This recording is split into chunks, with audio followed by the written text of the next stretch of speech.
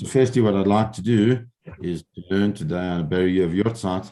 So I'd like to learn in the Lilu Nishmas, your father, Yisrael, Breb, I can't remember what. Ben Yehuda Leib. Ben Yehuda Leib. Yisrael Ben Yehuda Leib. Thank you. Please God, in the merit of our learning and what comes out of our learning. It's not only the learning itself, it's the everything else that comes from it. Be'ezrat Hashem. Thank you, Shkoyach. Thank you very much. Pleasure. So let's look at what's nice about Tavo is that we know the first part. We know the first part because it's what we spend our time with on at night of the Seder, darshaning out these psukim, and we don't really get to do that any other time. And in the same way, we give a little Dvar Torah at a table, generally Shabbos, a weekday, whatever the case is. But the beauty of Pesach is that we really go into these things properly. And what I'd like to do is perhaps just to give a little bit of an insight into one of the things. So we know that the whole process on the night of the Seder begins where we say Arami Oved Avi. We don't say the whole part of these psukim. We just say some of them, and because we say some of them, it's somewhat, sometimes we miss a bit. But what I want to look at specifically is this idea where it says the following: Arami Oved Avi, Vayered Mitzrayim. Arami Oved Avi, that we translate. Now everybody translates it different ways. Some say an Arami Oved Avi, an Aramean wanted to destroy my father. Some say that my father, Arami Oved, was Avi, that my father was an Arami Oved. But let's try and understand from the Mefarshim what this means, and because from that we can understand a little bit more about how different aspects of Jewish history kind of play themselves out. So according to Rashi says, Arami Oved Avi, Mazkir Chazdei HaMakom. He says, let's understand that here, what the Torah is teaching us is not a history lesson, but rather is teaching us about the chesed of Hashem. What's the chesed of Hashem? Arami Oved Avi, that means an Arami destroyed my father. Lavan bikesh la'akoret hakol. Lavan wanted to uproot everything. Kishiradaf achar Yaakov. So we know the story. Yaakov goes, he marries his two daughters, he has 11 children. And they go, and when they leave a little bit furtively, they sneak away in the middle of the night. They're 3 days ahead of them. Lavan catches up to them, and the way the Torah describes what Lavan wanted to do, he really wanted he wanted to uproot everything. He didn't want to have this nation that was in its development to be able to expand itself into what it could be, and he wanted to destroy everything that was. Because Lavan had the intention, just the intention to do that. Hashem regarded it as if he had done that, and since it's as if he had done that, because when it comes to the nations of the world, if they have a negative thought, a negative feeling, so HaKadosh Baruch Hu is what is choishev lahem machshava k'maaseh. Their thought is as if they'd done the deed.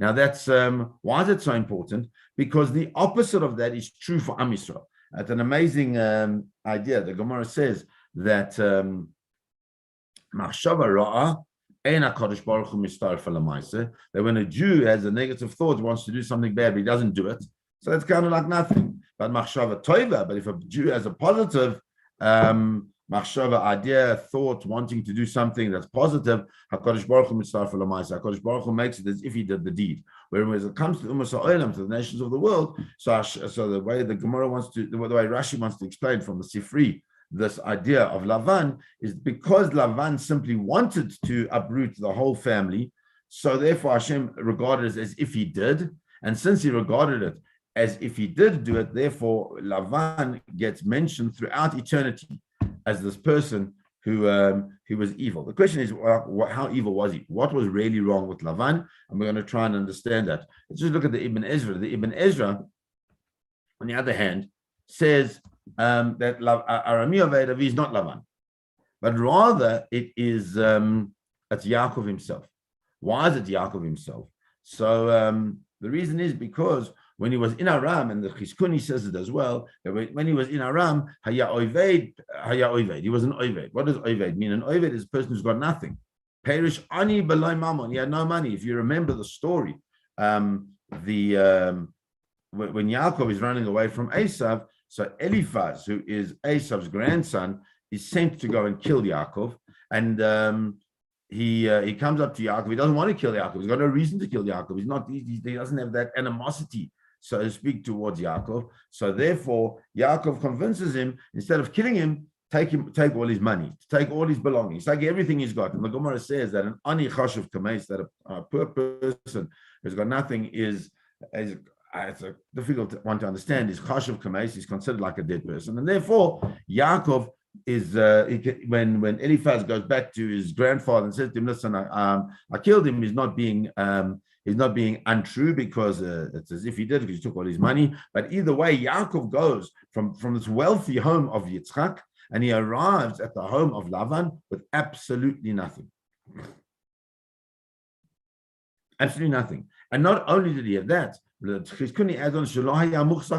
had nothing. He didn't even have a proper connection, a proper take on the land of Israel. He had absolutely nothing. So he comes as an Arami Oved. He has no money, he has no property, he has no nothing at all.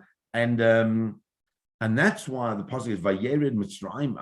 And he goes to Mitzrayim in Vayagar Sham b'Matei Ma'at. Started off small, Vayisham Goy Gadol Atzum Barav. And he goes to Mitzrayim where he starts small as well, but he becomes this massive nation. Aram was a bad place for Yaakov to be, was not a place where Yaakov could achieve that which he needed to achieve, the place which he needed, where he was going to achieve what he needed to achieve, i.e., to be the foundations of what it would be to be Am Yisrael. That had to be not in Aram, it had to be in Mitzrayim. And the question is, why is that?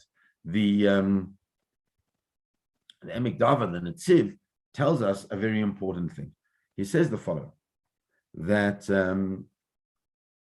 the way we can understand this is from the Gemara in Pesachim. That the Gemara in Pesachim says the following: Re'uin Yisrael yos goylin la'aram. It was appropriate that the Bnei Israel, that the Jewish people, at the time of Yaakov, should have been exiled to Aram. Where Aram is where Avraham Avinu was brought up. Aram is that place where Lavan lives. Aram is that place where it's exile, but it's kind of like, in theory, should have been a semi-comfortable exile because there was family. However, says the Gemara, Amad v'galan lebavel. Says, but when HaKadosh Baruch Hu saw the achzariyut, the cruelty of Aram, he was goyled, and we sent them to Babel. So it seems to be, says the Netziv, that if we understand that Aram is a place which is not, which is a terrible, terrible, terrible place. It has deep-seated achzariyut, deep-seated cruelty, and because it has such deep-seated cruelty, therefore that starts right at the beginning of Aram. So therefore, when Yaakov goes down there, it's not the place for Yaakov to be in Galut, because it is such a terribly evil place, and that's why it says, "V'haya b'Yaakov Avinu shera'ui haya liot goyel migzeres Hashem la'Avram Avinu b'yos Yaakov ba'Aram chaf beis shanim." He says what should have happened was very simple: is that Yaakov should have gone according to the Gezerah of Hashem to Avram Avinu, that there he would be for 400 years in this place. He should have gone down to Aram, and they would have built his family, would have built everything that he needed to build, would have stayed there for the 400 years, would have come out and gone into Eretz Yisrael and done however he says. He was only there for how long? For 22 years, because it was so bad.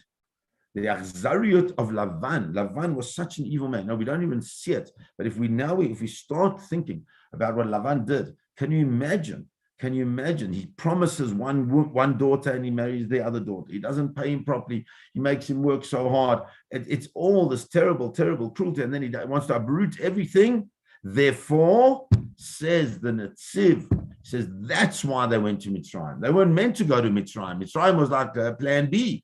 But because it was such deep-seated achzariyut, in cruelty within Aram. Therefore, Hotziu Misham v'Igalu leMitzrayim. HaKadosh Baruch Hu took them out of Aram and put them into Mitzrayim. So what's fascinating about that is that besides the history lesson, is that it's clear that there's a certain level of play of the human being in his interaction with others that can determine that sometimes, and it's a strange, HaKadosh Baruch Hu, in inverted commas, makes a mistake. It's not so much a mistake, but perhaps you could say that Hashem has such confidence in the human being. But when a human being acts so cruelly, like Lavan does, even though the plan was to put them into Aram, because he's so cruel, and HaKadosh Baruch Hu realizes that it will be an untenable state for them to be in for those 400 years of exile, he moves them to Mitzrayim.